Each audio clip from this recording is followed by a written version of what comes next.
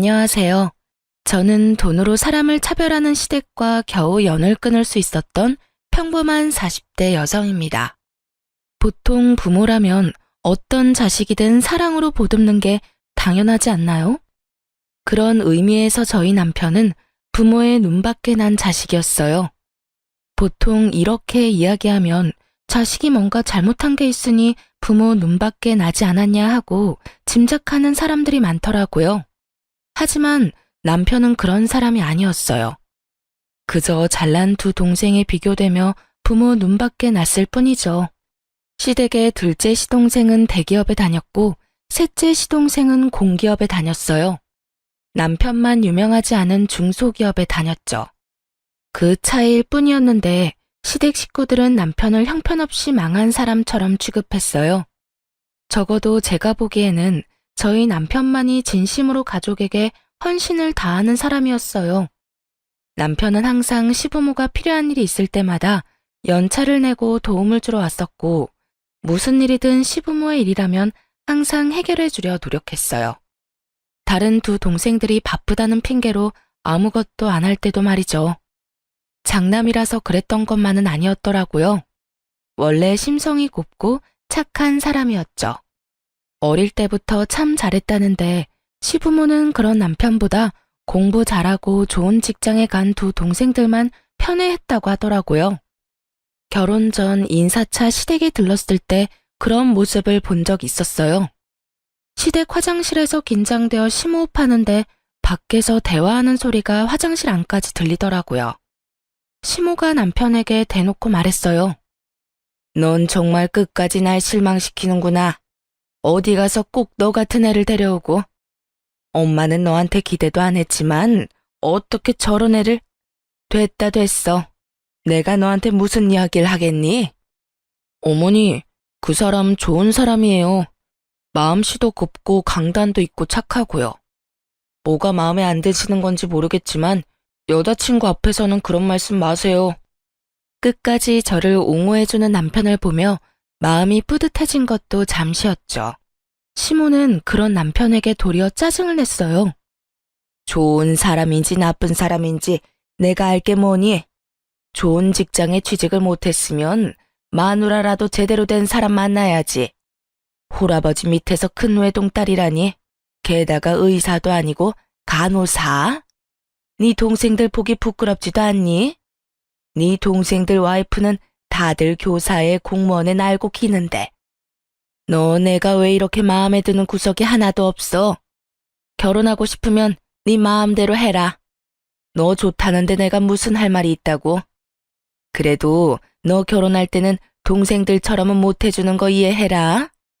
동생들 다 1억씩 해갔다고 너까지 1억 가져가려고 하면 형평성에 어긋나지 않니?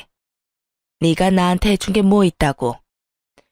넌 5천만 원만 줄 테니 둘이서 알아서 맞춰서 가. 5천만 원 주는 것도 감지덕지인 건 알지? 시모의 말에 남편이 상처받을까봐 저는 후다닥 화장실에서 나왔어요.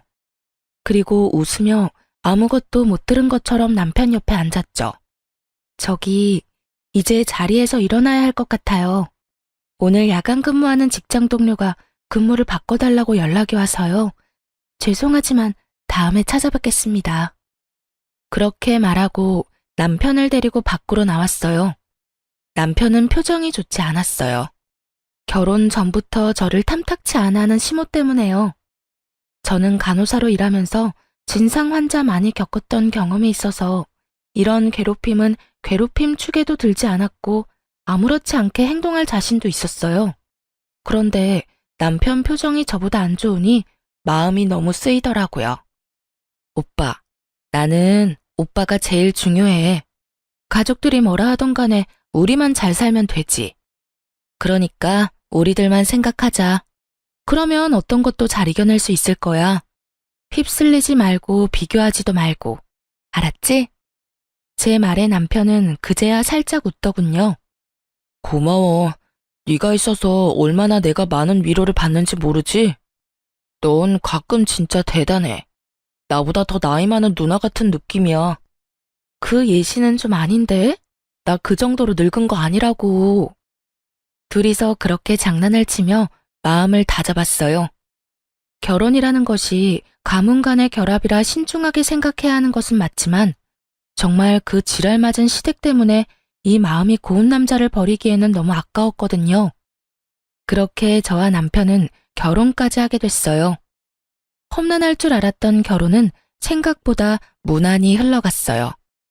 시댁에서는 그때 한 말처럼 남편에게 별말 안 했고 남편도 크게 시댁과 부딪히지도 않았죠. 그래서 저도 이 시댁 사람들도 우리를 있는 그대로 받아주려나 싶었는데 그게 아니었더라고요. 결혼 후에 남편이 받는 취급에 더 화가 났거든요. 시모는 무슨 일이 있으면 무조건 남편을 불렀어요. 정말로 아주 간단하고 손쉽게 본인들이 할 수 있는 일에도 남편을 수시로 불러댔어요. 병원을 같이 간다거나 물건을 살 때 차 운전을 시키거나 지인들 경조사에 갈 때도 운전을 시켰어요. 그리고 더 화가 나는 건 부르는 시간도 천차만별이었다는 거예요. 아침에도 오후에도 한밤중에도 문제가 생기면 바로 전화해서 남편을 무슨 콜택시 부르듯 불렀어요. 제일 어이없었던 건 시댁 화장실과 세면대가 막혔다고 우리 남편을 불렀을 때였죠. 남편은 아침에 출근 전에 시댁을 들렀다가 가야 했거든요. 제가 그 부분에 대해 남편에게 몇 번 말한 적이 있었어요. 여보, 아무리 생각해도 이건 좀 너무한 것 같아. 솔직히 무슨 일만 생기면 당신을 부르잖아. 자기 몸이 두 개도 아니고. 매번 어떻게 그 요청을 다 들어줘? 힘들면 동생들한테도 좀 시켜. 동생들은 나보다 더 바쁠걸? 그리고 내가 부모님한테 미안해서 그래. 기대하신 만큼 부응하지 못한 게 여전히 마음에 남아있거든. 이렇게라도 부모님한테 도움이 되면 마음이 편하거든. 남편은 남편 나름대로 시부모의 행동 때문에 받은 상처를 어떻게든 해결해보려 노력하고 있더군요. 그걸 무턱대고 부정하며 잘못됐다고 말할 수는 없더라고요. 그런데 제가 결국 시댁에 직접 말을 하게 되는 일이 벌어졌어요. 결혼 후 몇 달 뒤에 시모에게 직접 저한테 전화가 왔어요. 주말에 일이 있으니 시댁에 들르라는 말이었어요. 남편과 함께 갔는데 시모가 그러더군요. 다음 주면 명절인데 집골이 말이 아니구나. 오늘은 집 대청소에 냉장고 청소를 좀 해야겠다. 그러면서 저와 남편에게 청소 도구를 쥐어주시더군요. 저는 당황했어요. 갑자기 불러서 청소라니. 제가 물었어요. 동서들은 언제 오나요? 오면 같이 시작하는 게 어떨까 싶은데. 저는 당연히 다른 동서들도 올 거라고 생각하고 물었거든요. 그런데 시모가 어이없는 말을 하더군요. 동서들이 여길 왜 오니? 너랑 아범 둘이서 다 해야지. 내가 솔직하게 말해서 이런 말까지는 안 하려고 했는데 너는 염치도 없니? 네 두 동서들이 시댁에 용돈을 얼마를 주는지 알기는 해? 너희보다 월등히 많이 줘. 냉정히 생각해봐라. 걔네한테 일을 시키는 게 맞는 거니? 너희한테 일을 시키는 게 맞는 거니? 너랑 두 동서를 똑같이 생각하는 게 어이가 없잖아. 돈도 많이 못 벌어다 주는 거면 몸으로라도 때워야지. 그 말에 진짜 머리를 한 대 맞은 것 같은 기분이었어요. 이 사람이 무슨 소리를 하나 싶었다니까요. 매달 받는 용돈 액수에 차이가 나기 때문에 우리한테만 일을 시킨다는 말에 더 어이가 없었어요. 용돈이고 뭐고 다 떠나서 며느리를 일 시켜 먹으려고 한다는 것 자체가 언제적 사고방식인지 모르겠더라고요. 사실 남편은 결혼 전부터 시모에게 매달 20만 원씩 용돈을 드리고 있었어요. 결혼 전 남편은 월세로 따로 자취를 하고 있었거든요. 월급이 세후 280 정도였는데 적금을 100만 원을 꼬박꼬박 넣었죠. 월세 60에 적금 100에 생활비 쓰고 나면 딱히 남는 게 없었지만 그 없는 살림에도 남편은 시모에게 꼬박꼬박 20만 원씩 드렸어요. 많이 못 드려 죄송하다는 말과 함께 말이죠. 솔직히 그거라도 주는 게 대단하다고 생각했어요. 월급도 300이 안 되는 데다가 월세까지 사는 사람에게 20만 원도 큰 돈이잖아요. 그런데 두 동생들은 매달 50만 원씩 용돈을 준다고 하더군요. 결혼을 하기 전에도 결혼을 하고 난 뒤에도 말이죠. 시모는 그 액수의 차이가 차별의 기준이 된다고 아주 대놓고 말을 하더군요. 어머님은 며느리와 아들들을 이렇게 차별하는 게 당연하다고 말씀하시는 거예요? 차별이라니, 그건 차별이 아니라 등가 교환인 거지. 누가 들으면 오해할 이야기를 어쩜 이렇게 태연스럽게 하는지. 예, 너희가 돈을 적게 내니까 일을 더 많이 하라는 건데 그걸 왜 그런 식으로 받아들이니? 시모가 저한테 엄청 화를 내더군요. 제가 급소를 찌른 모양이었어요. 그런 식으로 비춰지고 싶지는 않은 모양이었죠. 그날 일을 하고 돌아와서 저는 남편에게 말했죠. 우리도 용돈 50 드리자. 내가 30만 원 보탤게. 이런 식이면 영영 죽을 때까지 시댁에서 하는 일처리 당신이랑 내가 다 해줘야 할지도 몰라. 당신은 부모님께 더 잘해주고 싶은 건지 몰라도 나는 아니야. 동서가 2명이나 있는데 내가 왜 혼자서 모든 걸 다 감당해야 해? 그리고 내가 만약에 애라도 생겨봐. 내가 그 몸으로 무리하다가 문제 생기면 그때는 어떻게 할 거야? 차라리 처음부터 그런 일 없도록 일 처리하는 게 나아. 내가 보태줄 테니까 그렇게 하자. 제 말에 남편도 수긍을 했어요. 임신을 언급하기 전에는 제 말에 반대를 하려고 한 듯 보였는데 애 이야기에 마음이 돌아섰더라고요. 그럴 수밖에 없죠. 애가 태어나고도 불려가는 거 생각하면 남편 입장에도 힘들 수밖에 없잖아요. 그래서 저는 그 다음 달부터 시모에게 50만 원을 붙였어요. 하지만 시모는 여전히 남편을 불러냈어요. 그래서 전 남편에게 정말로 바쁠 때는 가지 마라고 조언했어요. 그리고 남편을 시켜서 2 동생에게 전화를 하게 했어요. 도련님, 저희 남편 요즘 일이 바빠서 어머님이 부를 때마다 가지를 못해요. 그러니까 도련님이 좀 가주세요. 어머님한테도 좀 신경 쓰시고요. 형수, 그렇게 말해도 저희는 바쁜데 어떻게 매번 시간 내서 시댁에 가요? 난색을 표하는 시동생에게 제가 말했죠. 형은 계속 그렇게 해왔어요. 일하는 거 다 똑같고 형님이야말로 요즘 야근한다고 바빠요. 여태껏 계속 해온 형 대신에 2 도련님이 애 좀 써주세요. 솔직히 이런 말까지는 안 드리고 싶은데 시댁에 돈 많이 받아간 사람은 2분이잖아요. 그게 무슨 말이에요? 저희는 매달 용돈도 꼬박꼬박 드리고 있다고요. 용돈은 저희도 드려요. 그런데 결혼할 때 도련님들 시댁에서 얼마 받으셨어요? 제가 알기로는 1억 넘게 받았다고 들었는데 저희는 5천만 원 받았거든요.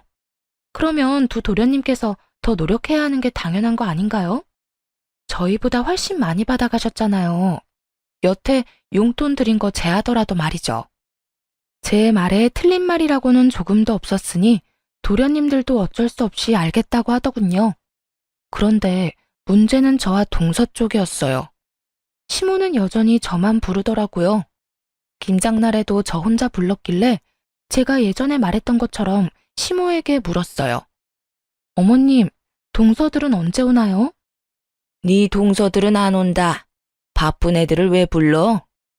죄송한데 용돈을 세 아들이 똑같이 50만 원씩 주는데 왜 김장에는 저만 부르셨어요? 부르려면 다 똑같이 부르셨어야죠. 그게 무슨 소리냐? 네가 맏며느리니까 부른 거지. 어머님, 저번에 저희한테 용돈 다르게 준다고 용돈 많이 주는 사람은 일 못 시킨다고 얘기하셨잖아요. 저희 지금 동서들처럼 50만 원씩 꼬박꼬박 드리고 있어요. 그리고 솔직히 이런 말 하기도 좀 그렇지만 저희 결혼할 때 도련님들보다 더 많이 받은 거 없어요. 도리어 훨씬 적게 받았죠. 장남인데도 불구하고 말이죠. 솔직히 주는 것도 다행이라고 생각하고 여태껏 남편이 군말 없이 시댁 일 도와드렸던 것 같은데 저는 그게 평등하다고 생각 안 하거든요. 어머님이 저번에 용돈 때문에 차별하신다고 하셨고 이제는 똑같이 용돈을 받으시니까 세 사람 동등하게 번갈아 가면서 부르세요. 며칠 전에 저 불러서 운전시키셨잖아요. 그러니까 이번에는 다른 동서 부르세요. 그렇게 말하면서 저는 내려놓았던 핸드백을 다시 들었습니다. 그리고 현관문 쪽으로 걸어갔죠. 그러자 시모가 제게 큰 소리를 치더군요. 야, 넌 뭐가 그렇게 잘났어? 너 며느리야.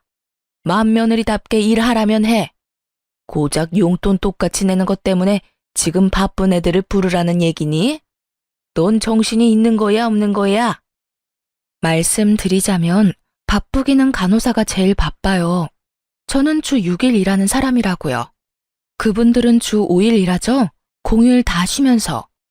일주일에 이틀을 쉬는 사람이랑 일주일에 하루를 쉬는 사람 중에 누가 더 바쁘고 덜 바쁜지 계산이 안 되세요? 용돈 계산은 확실하게 하시면서 날짜 계산은 잘 안 되시나 봐요. 결국 제 말에 아무런 반박을 할 수 없었던 시모는 기가 차다는 표정으로 저를 바라보더군요. 근본도 없는 년이랑 결혼한다고 할 때부터 내가 알아봤어. 아무것도 없는 년 받아줬으면 군소리 말고 일이나 잘하면 될 것이지. 매번 사사건건 사람을 허파를 뒤집어 놓지. 내가 그 결혼 시키질 말았어야 했어. 할아버지 밑에서 뭘 배웠겠어? 이래서 엄마 없는 며느리 들이는 게 아니었는데. 제가 돌아가신 어머니한테 배운 건 없어도 사람 차별하면 안 된다는 것쯤은 잘 알아요. 그것도 돈 가지고 치사하게 말이죠. 그리고 어차피 생각도 없으시겠지만 김장 김치 하셔도 저희한테 연락하지 마세요. 일도 안 했는데 가져갈 만큼 염치 없는 사람 아닙니다. 뭐 남이 해놓은 것 넙죽넙죽 잘 받아가서 퍼먹는 뻔뻔한 인간들도 이 집에는 좀 많던데 저는 그런 뻔뻔한 사람들이랑은 좀 다르거든요. 그럼 김장 잘하세요. 그렇게 말하고 저는 집으로 돌아왔습니다. 그러게 왜 사람을 별것도 아닌 걸로 차별을 하는지 다른 사람 못 살게 굴 때는 본인도 당할 거라는 생각을 해야죠. 그 뒤로 시모는 저한테는 연락을 안 하더군요.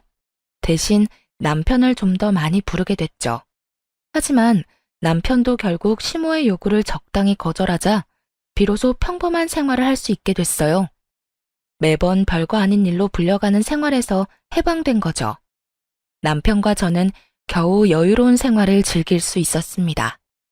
하지만 그것도 아주 잠깐뿐이었어요. 남편 회사에 문제가 발생하게 됐거든요. 남편은 중소기업에서 일하는데 본래 남편 성격 자체가 회사원 기질은 아니었어요. 그런 남편에게는 특기가 하나 있었는데요. 그게 바로 요리였습니다. 요리는 정말 모르는 제가 맛봐도 남편의 음식은 무척 맛이 있었거든요. 그 음식 솜씨에 반해서 결혼하게 된 것도 있으니까요. 남편 회사에는 재정 악화로 인원 감축이 시작됐고 남편은 퇴사를 해야 할 것 같다고 저에게 상의를 하더군요. 가게를 차리려는 생각이었어요. 사실 멀쩡한 직장 놔두고 나오는 거면 화를 냈을 거예요. 하지만 이미 재정 악화로 인한 감축이 이뤄지고 있는 회사였어요. 언제 망할지 모른다는 거죠. 물론 지금 당장 망할 리는 없겠지만 미래가 없다는 건 누가 봐도 뻔한 일이었어요. 그리고 저는 남편의 음식 솜씨와 장사 수완을 믿기로 했어요. 사실 저도 간호사로 일하며 돈을 벌고 있으니 괜찮을 거라고 생각한 것도 있었어요. 남편이라면 잘할 수 있을 것 같다는 생각으로 남편이 하겠다는 양식 음식점을 저도 응원하게 됐죠. 그런데 남편이 가게를 창업하려고 하는데 돈이 조금 빠듯했어요. 그래도 조금만 아끼고 제가 조금만 더 일하면 충분히 충당할 수 있는 금액이긴 했어요. 그런데 문제는 그 뒤에 생겼어요. 제가 덜컥 임신을 하게 된 거였죠. 아이가 생기지 않도록 노력했지만 결국에는 제 맘대로 되는 게 아니었더라고요. 그렇게 애가 생기니 저도 슬슬 걱정이 되더군요. 애한테 드는 돈이 생각보다 많을 것 같아 수중에 있는 돈을 다 끌어다가 남편 가게에 모두 털어놓을 수는 없었어요. 그래서 모자란 돈은 대출을 할까 생각 중이었거든요. 일단 저희 집을 담보로 대출을 하고 차가 2대 있으니 제 명의의 차는 팔아야 할까 생각했죠. 그렇게 가게 창업 비용 때문에 걱정을 하고 있었는데 그때 시모가 남편에게 그 이야기를 들었는지 잠깐 시댁으로 오라고 하더군요. 너애 창업할 때 돈 필요하지? 결혼할 때 5천만 원밖에 안 해줬으니까 이번에 가게 창업할 때 5천만 원을 빌려줄게. 대신에 연이자 3%로 빌려줄 거야. 언제든 일시 상환 가능하고. 어때? 어머님 죄송한데 저희는 3천만 원만 있으면 되는데 어째서 5천만 원이나 빌려주시려고 하세요? 너희 가게 차릴 때 딱 필요한 만큼만 돈 나오는 거 아니다.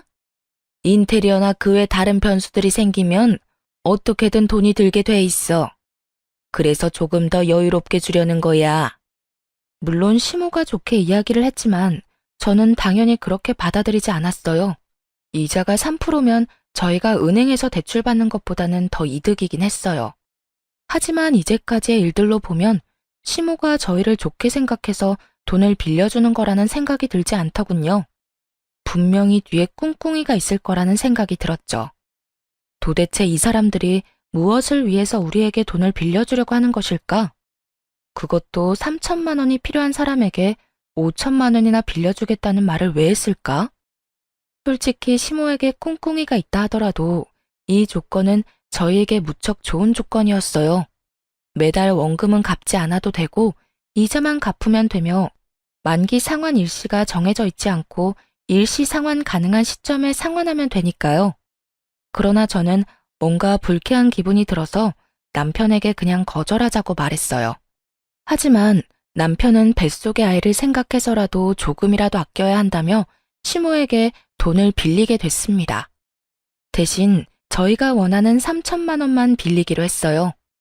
그런데 그 뒤에 시댁이 어떤 생각을 하고 있었는지를 알게 된 거죠. 남편이 허락한 일이기는 했지만 저에게는 거의 반강제로 시모의 호의를 받아들인 기분이었어요. 그래서 찜찜하게 생각했는데 역시나 제 생각이 맞았더군요. 저희 손에 3천만 원을 들려주고는 그 돈을 빌미로 다시 한번 저희를 시시때때마다 부르더군요. 예전과 똑같은 상황이었어요. 마치 집에 식모 하나를 두려는 것처럼 뭔가 필요한 게 있거나 집을 치워야 할 일이 있거나 어딘가 멀리 가야 할 때 꼭 저희 부부를 불렀어요. 솔직히 왜 돈까지 줘가면서 우리를 부려먹으려고 하나 궁금했는데 그 이유는 두 도련님과 동서들 때문이었습니다. 동서들은 불러도 고분고분 오는 성격이 아니었고 애초에 시모도 두 동서를 자기 맘대로 부리지 못하더군요. 겨우겨우 삼형제를 평등한 상황으로 만들어놨는데 결국에는 다시 이렇게 불평등한 상황으로 내몰리게 됐어요. 게다가 그간 저희를 부르지 못했던 한이라도 풀듯이 시모는 임신한 저의 몸 상태도 고려하지 않고 일주일에 2~3번을 불러내기 시작했습니다. 돈을 빌려갔으면 빌려간 값은 해야지. 아무리 우리가 호의로 돈을 빌려줬어도 그걸 당연하게 여길 생각은 아니지. 그리고 애도 움직여야 건강한 법이야. 집에서 쉴 생각하지 말고. 결국 시모의 행동에 저는 참지 못하고 그 3천만 원을 돌려주기 위해 사방으로 뛰어다니며 돈을 마련하기 시작했습니다. 그리고 그때 친정아버지가 저를 불렀죠. 딸, 요새 돈 많이 필요해? 여기저기 전화 돌리는 것 같은데 아버지가 좀 도와줄까? 마침 친정아버지는 재개발 보상금을 받아 이사를 가려던 중이었거든요. 제가 직접 아버지께 연락은 안 드렸지만 친척한테 전해들었나 보더라고요.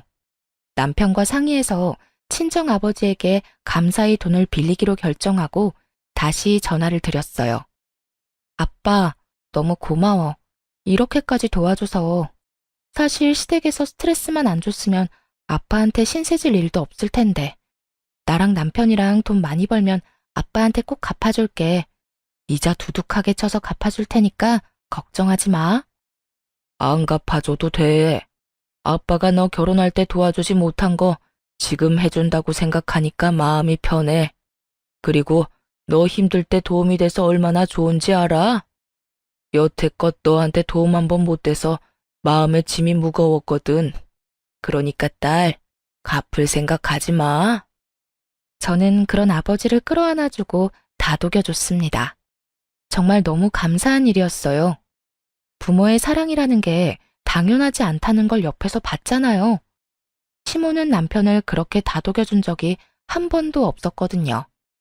저는 홀아버지 밑에서 자랐지만 사랑만은 가득 받았다고 생각하며 저는 3천만 원을 들고 남편과 함께 시댁으로 갔어요. 어머님, 드릴 말씀 있어서 왔어요. 부르지도 않았는데 무슨 일이니? 그래, 차라리 잘 됐다. 온 김에 냉장고 청소도 좀 하고 가렴. 너 좀 있으면 출산인데 출산할 때까지 몸 부지런히 움직여야 해. 그게 아니고 저번에 빌린 3천만 원요. 그거 갚으려고 왔어요. 제 말에 시모의 얼굴이 딱딱하게 굳어가더군요. 이유는 한 가지뿐이었어요. 저희가 돈을 갚아버리면 허드렛 일 시킬 명분도 사라지니까요. 왜 갑자기 돈을 갚아? 너희한테 빌려준 거 천천히 갚아도 된다고 했잖니. 이자가 많이 나오는 것도 아닌데 혹시 너희 대출 받았어? 대출 이자가 얼마나 아까운지 알아? 혹시 대출 받았으면 당장 갚고 와. 이상한 데 돈 쓰지 말고. 그런 거 아니에요. 저희 아버지가 저희 사정 아시고 도와주셨어요. 그러니까 어머님께 빌린 돈부터 먼저 갚는 게 맞는 거라고 생각했고요. 대출 아니니까 걱정 마세요. 그리고 이거 돌려드릴 테니까 앞으로는 저희만 부르지 마시고 서방님네도 부르세요. 그리고 일손이 필요하신 거면 일하는 사람을 부르시고요. 집안일 하실 분이 필요하면 도우미 여사님을 부르시면 좋을 것 같아요. 아니, 돈 빌려줘 놓고 이렇게 또 사람을 부려먹으려는 건 좀 아니지 않나요? 너 지금 내가 너희 부려먹으려고 돈 빌려줬다고 생각하니? 네, 그런 의도라고 생각하고 있어요. 어머님 행동이 그렇잖아요. 돈 빌려주시고 나서는 일주일에 두세 번을 부르시는데 그런 생각이 안 드는 게 더 이상하죠. 너 지금 말 다 했니? 나도 너희 같은 자식이면 며느리 필요 없어. 되먹지도 못한 것들 받아주려고 했더니 도리어 사람을 좀생이 같은 인간으로 만들어? 나가. 우리 집에서 당장 나가고 연락하지 마. 너희 같은 애들 우리도 필요 없어. 어디 고마운 줄도 모르고 사람을 나쁜 사람으로 만들어? 너 그렇게 생각하는 거 자격지심이야. 열등감이라고. 앞으로 얼굴 비치지 마라. 돈을 갚는데도 이렇게 화내는 걸 보니 속이 훤히 보이는 것 같아 웃기더군요. 옆에 있던 남편도 어이없는 얼굴로 말했죠. 어머니, 저희가 어머니한테 빌린 돈을 갚는데 왜 이런 말을 들어야 하는지 모르겠어요. 저희가 뭘 잘못했는데 이렇게 나가라고 소리치고 화내시는 건가요? 돈을 갚은 게 싫으신 거예요? 아니면 동생들 대신 우리를 못 부르는 게 싫으신 거예요? 저도 이제 지치네요. 어머니 원하시는 대로 해드릴게요. 여보, 가자. 남편이 그렇게 말하고 저를 끌었습니다. 그렇게 시댁과 인연은 정말로 뚝 끊기게 됐어요. 솔직한 말로 저희는 아쉬울 것 없었어요. 남편도 그쯤 되니 시댁 행동에 진저리를 치더군요. 노력해도 언제나 사랑받는 건 두 시동생들 뿐. 그런 남편에게 저와 친정아버지는 남편의 인정 욕구를 채워주려 노력했어요. 그래서 그런지 남편은 친정에 더 마음을 쓰더라고요. 그러면서 우리끼리 잘 살아보자고 말했죠. 우여곡절 끝에 남편은 음식점을 개업했어요. 다행히 남편의 음식 솜씨가 좋았던 모양인지 가게는 잘 되기 시작했고 1년이 넘어갈 때에는 매출이 엄청 올라 남편 월급의 2배만큼 벌 수 있게 됐어요. 친정아버지는 바쁠 때마다 나와서 홀도 봐주시고 도움을 많이 줬어요. 회사원으로 일할 때마다 더 벌게 되니 저희 주머니 사정도 굉장히 나아졌어요. 그렇게 시댁과 연 끊은 지도 3년이 지나가고 있었어요. 아이는 어느새 3살이 다 되어가고 있었죠. 그렇게 행복할 줄 알았는데 친정아버지 몸이 많이 안 좋아졌어요. 병원에 가보니 위암에 걸렸다고 하더군요. 암 걸리는 사람이 많아졌다고는 들었지만 그게 저희한테 닥쳐올 줄은 그 누구도 상상 못했었어요. 남편은 망설임 없이 저한테 그러더군요. 같이 병간호하면서 치료하면 이겨낼 수 있을 거라고요. 제가 슬픔에 빠져 눈물만 흘리는 동안 남편은 전문 병원부터 시작해서 위암 환자에게 필요한 것들, 하면 안 되는 것들, 그런 정보들을 꼼꼼히 조사하기 시작했어요. 정말 의지가 되는 사람이었습니다. 그래서인지 저희 아버지도 항상 고마워하며 남편에게 미안함을 전했어요. 자네한테는 언제나 미안하네.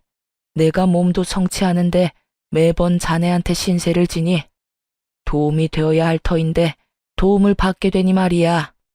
해준 것도 없는데 시간 내서 이렇게 와주는 것도 참말로 미안하네.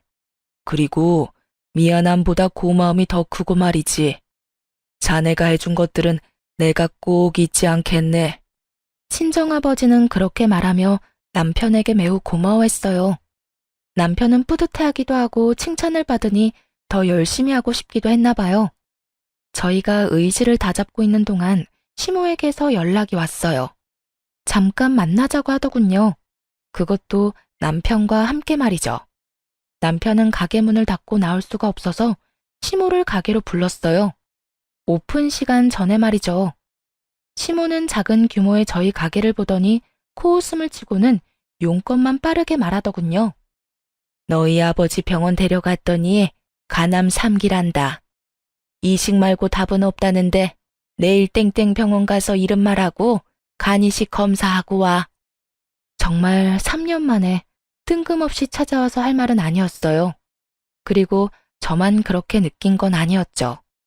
언제는 필요 없다고 나가라고 해놓고 3년 만에 연락 와선 간이식 검사를 하라고요? 그보다 먼저 할 이야기가 있지 않으세요? 넌 도대체 무슨 말이 듣고 싶은 거니? 내가 화내서 너희를 쫓아냈다고 해서 네 아빠가 바뀌는 건 아니잖아. 아버지가 아프다는데 이식도 안 해주려고? 그게 아니죠. 3년 만에 만났으면 저희 근황부터 묻고 저번 일에 대한 사과를 하는 게 맞잖아요. 장장 3년을 연락도 안 하고 지냈는데 갑자기 제 간이 필요해서 왔다고 하면 제 기분은 어떻겠어요? 검사는 할 거고요. 그런데 드리고 안 드리고는 제가 선택할 문제죠. 선택? 너한테 선택이라는 게 있다고 생각하니? 너 머리끝부터 발끝까지 나랑 내 남편이 만들어준 거야. 그런 주제에 네가 부모 부양의 의무를 지지 않겠다는 거야? 그럼 처음부터 부양을 할 수 있도록 다른 동생들과 차별하지 말고 잘 키워주셨으면 됐잖아요. 제가 바보라고 생각하세요? 저야말로 두 분이 바라는 인생 만들어드리지 못해서 마음의 비처럼 생각하고 허드렛 일 다 도맡아서 한 거예요. 그쯤 했으면 인정해주고 이해해줄 때도 되지 않아요? 그런데 어머니 저한테 어떻게 하셨어요? 차라리 저한테만 그랬다면 저도 군말 안 할 생각이었어요. 그런데 제 와이프까지 끌어들여서 이 일 시키는 건 아니잖아요. 재수 씨들은 손가락에 물 하나 안 묻히면서 왜 저희 아내한테만 그런 일을 시키셨어요? 너 지금 네 와이프 편드느라 부모한테 대드는 거니? 그럼 네가 잘 좀 하지 그랬어? 아직까지 제 탓이에요? 알았어요. 더 이상 할 말 없으니까 나가세요. 어머니 진심은 잘 알았어요. 뻔히 눈앞에 보이는 손녀딸에게 눈길 한번 안 주는 거 보니 저를 자식이 아니라고 생각하는 건 명백해 보이니까요. 저는 어머니 소유물이 아니고 간이식은 어느 누구도 강요할 수 없는 부분이에요. 제가 연락할 때까지 연락하지 마세요. 결국 시모는 남편에 의해 가게 밖으로 쫓겨나갔어요. 그러나 남편은 결국 간이식 검사를 하러 갔어요. 부모 자식이고 시부는 시모만큼 남편을 못 살게 군 것도 아니었으니까요. 만약 시모가 간에 문제가 생겼다면 저는 결사반대했을 거예요. 그렇지만 시부고 남편 마음이 그러하니 존중해주기로 했죠. 검사를 하러 갈 때는 남편과 제가 같이 갔는데 하필이면 시부를 담당하는 의사 밑에 제 대학 동기가 일하고 있더라고요. 반가워서 얼굴 보고 몇 마디 나누다 이식센터에 내려가 접수를 했어요. 그렇게 일주일 뒤 검사 결과를 들으러 다시 방문했는데요. 그날 남편 검사 결과가 나온다는 말에 시모까지 달려왔더라고요. 남편은 그런 시모를 보고도 인사 한 번 건네지 않았죠. 검사 결과는 부적합이었어요. 저는 속으로 안도의 숨을 내쉬었어요. 장기 이식 공여자는 평생 몸 관리를 해야 하니 좀 걱정됐었거든요. 그렇게 저희는 자리를 뜨려고 하는데 시모가 저를 붙잡으며 말하더군요. 너도 가족이잖니? 너도 검사 한번 해보고 가거라. 어머니! 시모의 어이없는 말에 남편이 저 대신 화를 버럭 냈어요. 어떻게 이렇게 무례할 수 있어요? 화내려는 남편을 자제시키며 제가 시모에게 물었어요. 저한테 하라는 거 보니 다른 두 동서들은 간이식 검사 했나 보죠? 그래, 둘 다 부적합으로 나왔다. 넌 맏며느리인데도 검사를 안 하면 그건 문제가 있지 않겠니? 죄송한데 어머님, 적합자는 이미 나온 걸로 아는데요. 제가 진행 상황 차트를 전부 봤거든요. 적합한 가족이 이미 나왔는데도 저희한테 검사 요구하는 거 혹시 아버님도 알고 계시는 상황인 건가요? 제 말에 시모가 입을 꽉 닫아버리더군요.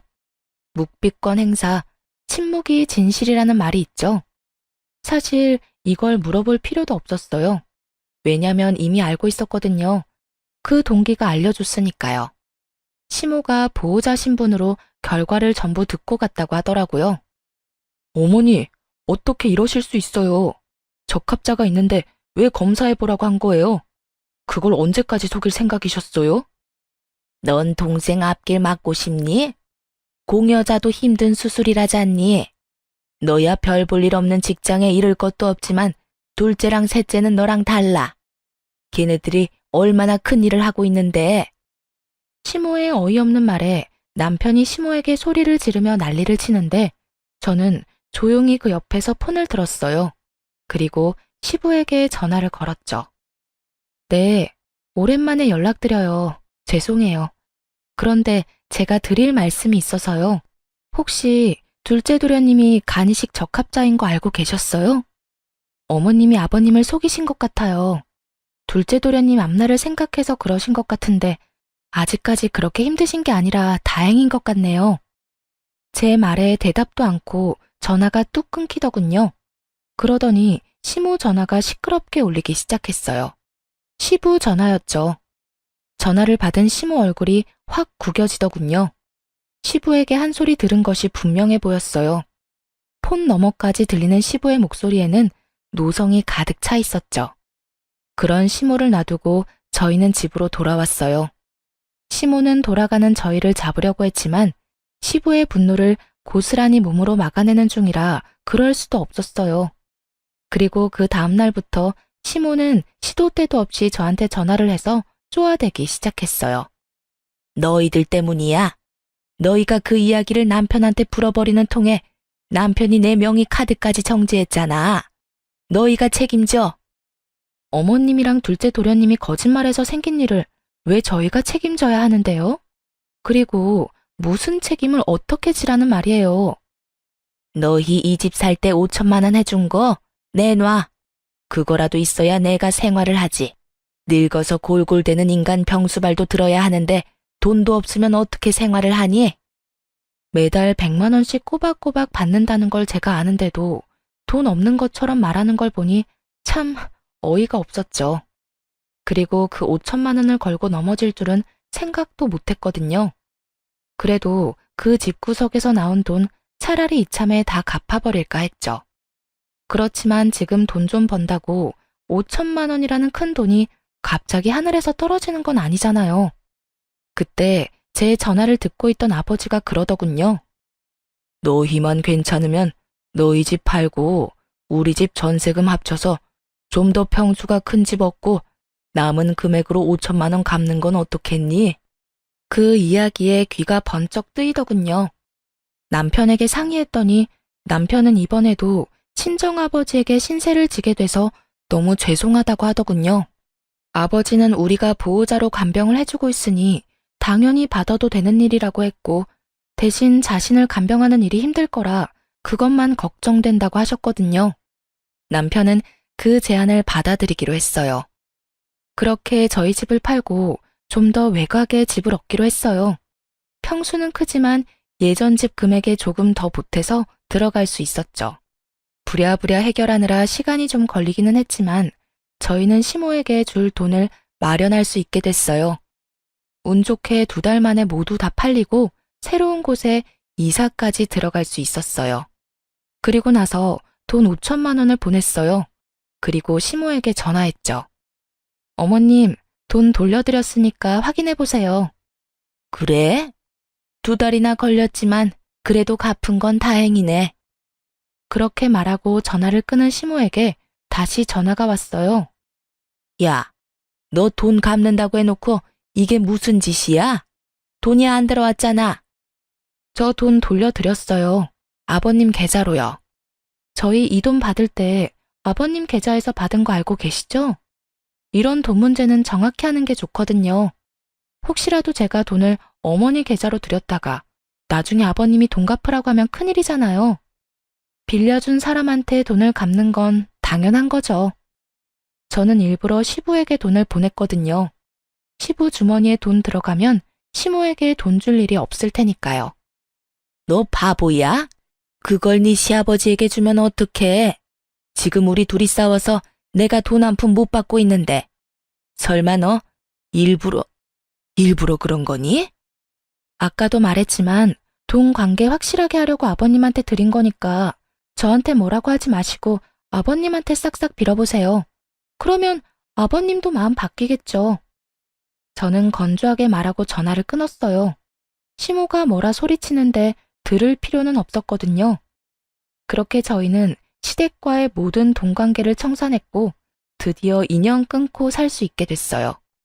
더 이상 저희한테 뭔가를 요구할 수는 없으니까요. 그렇게 남은 돈으로는 남편 가게를 리모델링해서 좀 더 확장하고 더 화사하게 꾸몄어요. 그게 잘 맞았는지 입소문 타며 가게도 더 잘 되게 됐어요. 그리고 얼마 뒤 시부가 간이식을 받았다는 이야기를 막내 시동생에게 전해 들었어요. 그리고 그로부터 또 몇 달 뒤에 시동생이 화가 많이 난 채로 저희 남편을 찾아왔더라고요. 형, 이게 말이나 되는 일이야? 아버지가 5천만 원 들이밀면서 둘째 형한테 간이식 하라고 난리도 아니었어. 아니, 적합자가 둘째 형이니까 당연히 이식해줘야 하는 건데 그걸 속이고 안 해주려 했던 형한테 5천만 원을 주고 이식해달라는 이 상황이 맞기는 한 거야? 내가 적합자였으면 나는 그냥 줬어. 돈을 받고 간을 주다니 둘째 형도 너무 뻔뻔한 거 아니야? 그것 때문에 5천만 원을 날리다니 아버지는 생각이 있는 거야 없는 거야? 수술만 잘 됐으면 됐지 뭐. 아버지도 수술하고 괜찮으시지? 괜찮기는 수술하고 고작 3달 지났을 뿐인데 이 영감이 정신 못 차리고 벌써 술 마시고 담배 피고 난리도 아니야. 이제는 가족 중에 적합한 사람도 없는데 이럴 거면 그 간은 왜 가져갔대? 어차피 얼마 못 쓰고 또 버릴 거면 둘째 형만 불쌍하게 됐지 뭐. 간 주고 돈은 받았는데 몸이 안 좋아졌대. 형 사업하잖아. 이래저래 과로할 일도 많고 술 마실 일도 있는데 아무리 조심해도 몸이 나빠지더라고. 간 이식해준 사람도 받은 사람도 다 나빠졌네. 그래도 아직 괜찮은 것 같은데?